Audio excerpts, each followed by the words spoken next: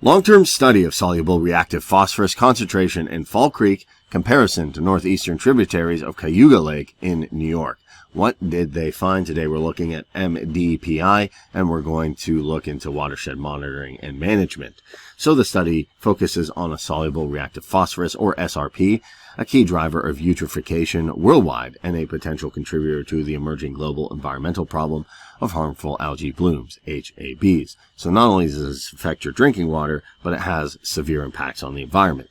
2 studies of tributary SRP concentrations were taken in the watersheds of Cayuga Lake and the subject of total maximum daily load, TMDL, development process. And due to phosphorus impairment of its southern self, the long-term study compared SRP concentration in Fall Creek in the 1970s with that of the first decade of the 2000s, thus spanning a period of change in phosphorus sources as well as regional climate.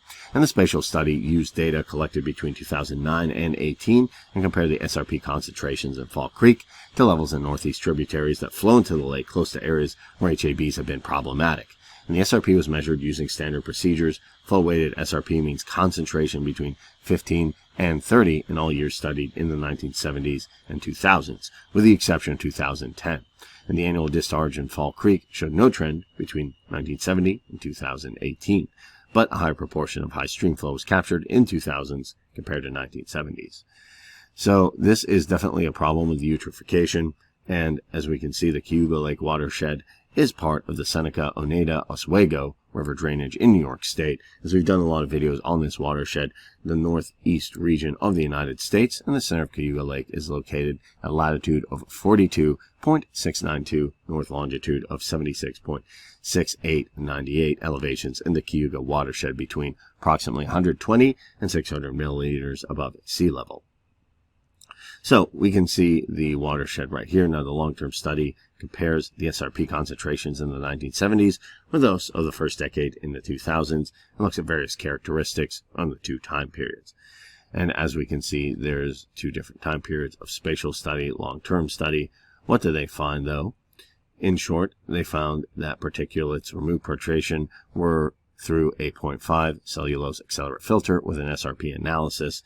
And they also found that the hydrology of Fall Creek exhibits considerably internal variability in discharge between 1972 and 2018. As we can see this example right here, they have flow-weighted SRP with error bars, and 1 standard error means the 1970s and 2000s. The box and whisker plots of the flow rates at the time for sampling were collected in 1970s and in the 2000s as well. We can see the information here. And the annual discharge in Fall Creek is highly variable from year to year and shows no trends between 1972 and 2018.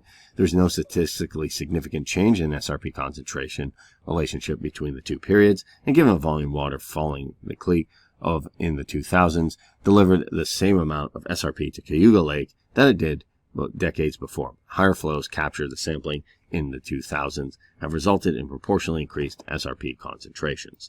So there is more SRP, there's more eutrophication. Definitely this is something to take a look at for soluble reactive phosphorus. But how do you know if you have soluble reactive phosphorus in your water and what impacts is it having on your environment? You have to have it tested. And that's why it's always a good idea to periodically test your water for phosphorus.